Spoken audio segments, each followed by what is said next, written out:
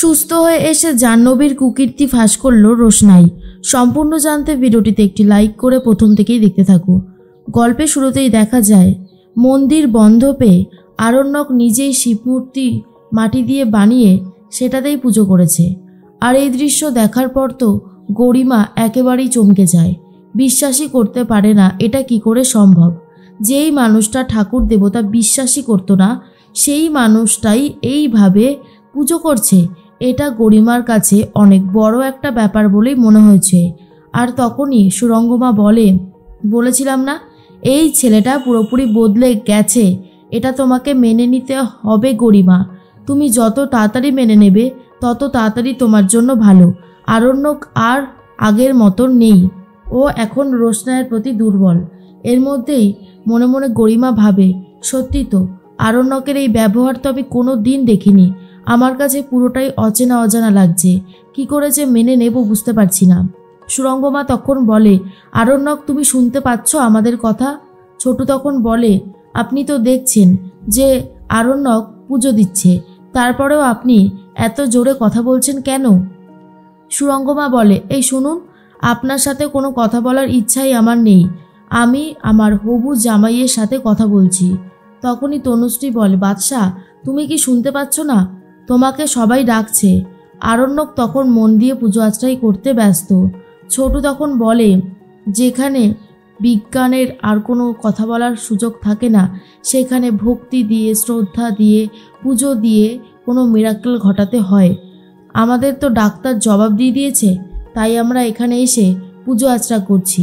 যদি কোনো কিছু পাওয়া যায় উত্তরে, রোশনাই যদি সুস্থ হয়ে ওঠে, এর থেকে ভালো কিছু তো আর হতে পারে না। প্রত্যেকটা মানুষেরই প্রার্থনা করবার অধিকার আছে। তুমিও নিশ্চয়ই প্রার্থনা করছো গরিমা, যাতে রোশনাই আর না বাঁচে। গরিমা তখন বলে, ছোটু তুমি কিন্তু বড্ড বেশি বাড়াবাড়ি করছো, এগুলোর কি সত্যি কোনো দরকার আছে? ছোটু তখন বলে, বিশ্বাস করো দরকার নেই, কিন্তু তোমরা এসে শুরু থেকে যেভাবে বাদশাকে জ্বালাতন করছো সেটা আমি আর মেনে নিতে পারছি না। একটা কথা বলো তো, রোশনাই তো তোমাদেরও আত্মীয় হয়, তাহলে তোমাদের এরকম হচ্ছে কেন? কেন তোমরা বুঝতে পারছো না সবটা? না গরিমা, আমাকে উত্তরটা বলো, আমিও জানতে চাই। গরিমা তখন বলে, আমরাও চাই রোশনাই সুস্থ হয়ে উঠুক, কিন্তু আরণ্যক যেটা করছে সেটা আমাদের বিশ্বাস করতে অসুবিধা হচ্ছে বই কি।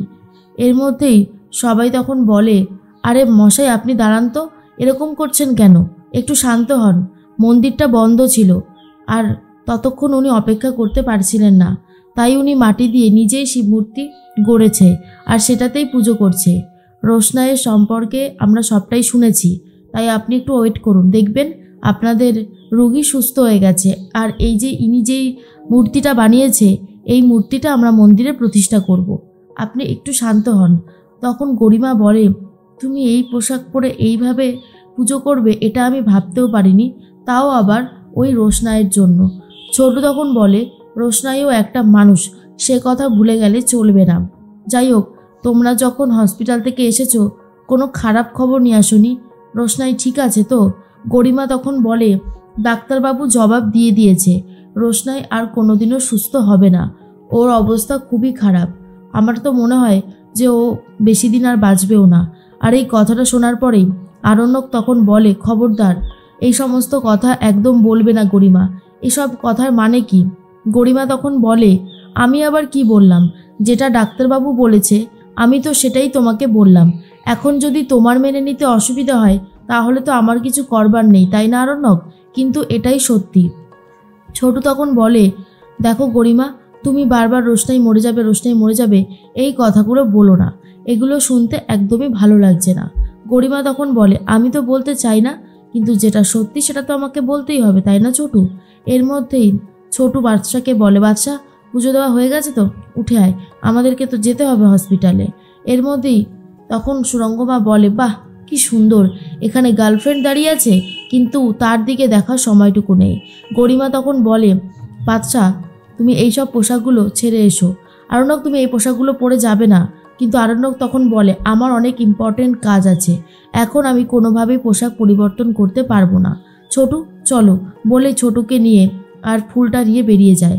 তার মধ্যেই ডাক্তারবাবু এসে কথা বলতে থাকে, বাবলুর সাথে আর বলে, দেখুন পেশেন্টের অবস্থা খুবই খারাপ, আমরা ভাবছি ভেন্টিলেশনে দেওয়ার ব্যবস্থা করব, কারণ অবস্থা এতটাই খারাপ হয়ে গেছে আমাদের আর হাতে কিছু নেই, প্যারামিটারগুলো এদিক ওদিক করতে শুরু করে দিয়েছে, আমরা জানি না কতক্ষণ ওকে বাঁচিয়ে রাখতে পারবো, আপনাদের একটা সই করে দিতে হবে।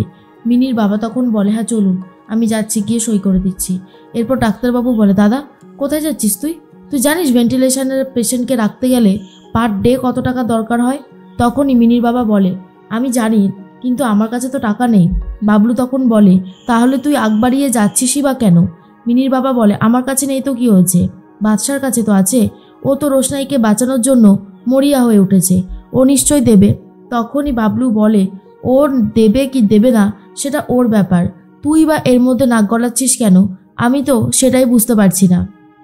তখনই মিনির বাবা বলে, আমার হাতে সময় খুব কম আছে, মেয়েটাকে বাঁচাতে হবে, মেয়েটার কিছু হয়ে গেলে আমার মেয়ে কষ্ট পাবে, বাদশা কষ্ট পাবে, ছোটু কষ্ট পাবে, আমি কষ্ট পাবো, আমরা অনেকগুলো মানুষই কষ্ট পাবো, তাই আমি আর কোনো রিস্ক নেব না। এরপর মিনির বাবা সই করে দেয়, পেশেন্টকে ভেন্টিলেশনে দেওয়া হয়। আর তখনই বাদশা চলে এসেছে। ছোটু তখন বলে, ডাক্তারবাবু ওকে একটু অনুমতি দিন না, ও রোশনাইয়ের মাথায় একটু ঠাকুরের আশীর্বাদী ফুলটা ছুঁয়ে দেবে। তখন ডাক্তারবাবু বলে, না না, ভেন্টিলেশনে এভাবে আমরা কাউকে অ্যালাউ করতে পারবো না। ছোটু তখন বলে, আমরা জানি, কিন্তু অনেক সময় তো অনেক মিরাক্কেলই ঘটে থাকে, আপনারা তো নিজেরাই বলেন, দয়া করে ওকে একটু একটু ঢুকতে দিন, এইটুকু তো করতেই পারেন। তখন ডাক্তারবাবু বলে, আচ্ছা ঠিক আছে, আমি ঢুকতে দিচ্ছি ওকে।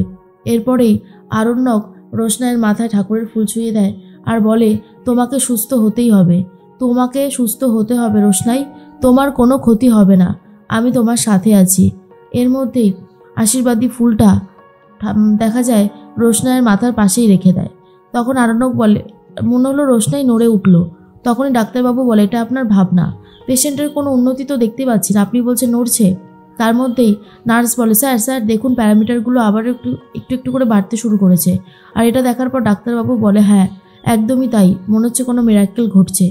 আর এরপরেই রোশনাই সুস্থ হয়ে বাড়ির দিকে রওনা দেয়। তখনই গরিমাও চলে গেছে। এরপর সুরঙ্গমা বলে, ব্যাস মহারানী সুস্থ হয়ে বাড়িতে চলে এসেছে, আসতে না আসতেই এবার শুরু করে দেবে। রোশনাই তোমাকে অতটা শরবত খেতে কে বলেছিল বলো তো?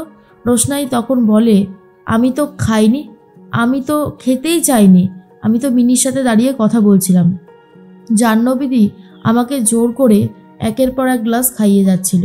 আর এটা শোনার পরেই জাহ্নবী ভয় পেয়ে যায়। সুরঙ্গমা তনুশ্রী জাহ্নবীকে চোখের ইশারায় বলে, কিছু বলো, চুপ করে রয়েছো কেন? এরকমভাবে চুপ করে থাকলে কিন্তু তোমার দিকে সবাই সন্দেহ করবে। আর তখন আরণ্যক অবাক হয়ে যায় এই কথাটা শুনে যে জাহ্নবী ইচ্ছা করে রোশনাইকে এতগুলো ঠান্ডাই খাইয়েছিল।